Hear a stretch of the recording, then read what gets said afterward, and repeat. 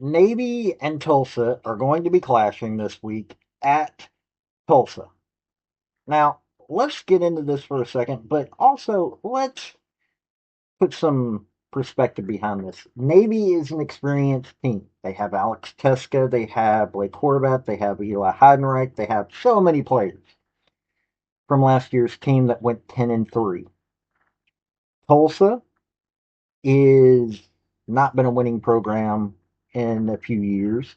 Actually, just a few years, but they haven't been a winning program in a few years. Tre Lamb got hired in to turn this team around, and in all honesty, it's not going to be an easy process. Tulsa knows what it means to win. For heaven's sake, John Cooper, before he went to Ohio State, was at Tulsa. This is a program that knows what it means to win conference titles. This is a team that knows how to go to bowl games. This is not going to be one of those years. He's got a lot of working to do to get this team where it needs to be. On top of that, yes, he has won conference titles, but this is not a man that's got a massive winning record. He's 28-26 as a head coach. He had to spend 2 seasons turning Gardner Webb into a conference title contending team, and he went 7-6 and 7-5 to do that. He went to the NCAA Division One second round and to the first season that or the first season he got them there. That was his third season. He had to beat Limestone, a Division Two team. He got beat by Coastal Carolina, who at the time was a uh, they were what they were. Elon Mercer beat them. Marshall beat them. And then he had to beat Robert Morris, Charleston Southern, Bryant, Campbell, Northern Carolina A&T, and Eastern Kentucky. Still got beat by William and Mary in the second round. This is a coach that knows what it means to win, but he also has to get some work in there. He couldn't do that he was able to get East Tennessee State winning last year, but see what they're at this year. Ah, Tulsa is one of those teams that's going to be a work in progress. So I'm not being bashing on Tulsa. Navy with Brian Newberry, defensive minded team that also happens to have one heck of an offense. So they could quite easily switch places in this game, but you know, Navy's got a lot more going for it than Tulsa does right now. But let's get into this game. Hey folks, this is Paul with Redneck Sports. I want to thank you for viewing my video, and I want to give you one thought process. There was a famous coach at University of Tennessee by the name of General Robert Neyland. He had 6 maxims, but number 2 maxim is what everybody should apply to their life. Play for and make the breaks. When one comes your way, score. That's how to live your life right there. Okay, Navy is, you know, they beat UAB 38-24. BMI 52-7 so far this year. This past game, Blake Horvath, this game that was yesterday, as of recording of this video, Horvath was 6 of 8, threw a touchdown, no interceptions, 168 yards passing, which is actually a little amazing for him with passing for him because he switches everything up. Alex Alex Teska rushed in for a touchdown. That's a name if you don't know it. Hey, you should. Blake Horvath, 18 carries. Teska had 15 for 111. Blake Horvath had 18 for 72 and 2 touchdowns. Eli Heidenreich got a touchdown, 7 carries, 67 yards. Uh, Not to mention Brandon Chapman got in there, 3 carries, 32 yards. It was all over the place for carries. Navy receiving. Luke Hutchison got a received one for 63 yards, TD. Now, mind you, Cody Howard had more yards, one reception, 65 yards. So you're talking about Luke Hutchinson, one reception, 63 yards, touchdown. Cody Howard, one reception, 65 yards. Eli Heidenreich, two for 21 yards. Not to mention, he does it everywhere. Horvath fumbled one, wasn't recovered, or didn't recover. Eli Heidenreich fumbled one. Giuseppe Seschi recovered one. But Horvath didn't lose it. Their defense, you know, one sack, one pass deflected, three tackles for losses, had 71 tackles, 21 of them were solo. Navy got two interceptions. Yeah, this is an all around team. This is a team that is balanced. You don't know where it's going to. You know that Teska and Heidenreich and Chapman and Hutchinson, all these players are going to get a look at the ball. Horvath he can throw it, he can run it, he's got people he can pass it or he can hand off to. This is a multifaceted offense with the defense that will keep coming at you. That's the thing. They just keep coming at you. Brian Newberry is a defensive person. He's going to get his defense to keep coming at you every step of the way. And that's the only thing you've got to think about when you're on the offense, when you're playing against them. You got an offense that just won't shut down, and you've got a defense that won't shut down. No matter who they're playing, no matter how bad that Navy is in a season, Newberry, this is the way that you're going to get them. This is a team that plays Army, Air Force, and Notre Dame every year, so they're going to be prepared for that. They want to win the Commander Chief Cup, which they did last year. They're wanting to win against Notre Dame, which they rarely get to anymore. This really is one of those teams that you have to worry about what you're going to get in front of them. When they come at you, you know they're going to be doing everything they can. Now, Tulsa, on the other hand, had a New Mexico State team that they just got beat by. In all honesty, it was 21-14, and it was not an embarrassing loss. New Mexico State is not one of the best teams, though.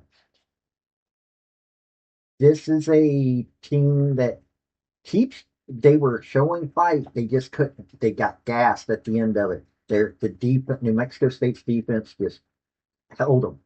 But they beat Abilene Christian 35-7. And that's an okay team. Actually, wasn't that bad last year.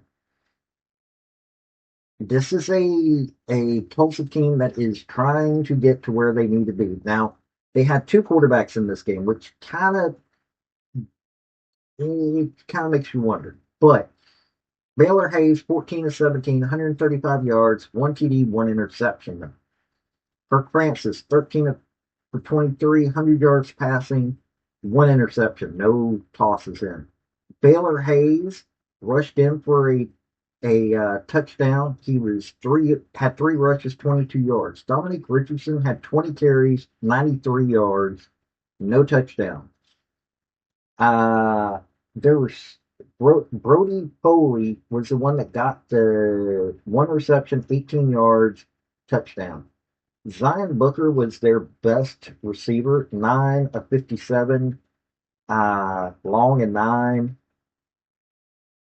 Micah Tees had 3 for 50. His long was 20. And Braylon Presley had 4 receptions, 37 yards. His long was 20. So they've got an offense that is trying to come together. They had a fumble. Zion Booker fumbled once. Wasn't lost. Elijah Green recovered the fumble against New Mexico. They had 2 sacks. They had 9 tackles for losses. Four pass deflect, 4 passes deflected.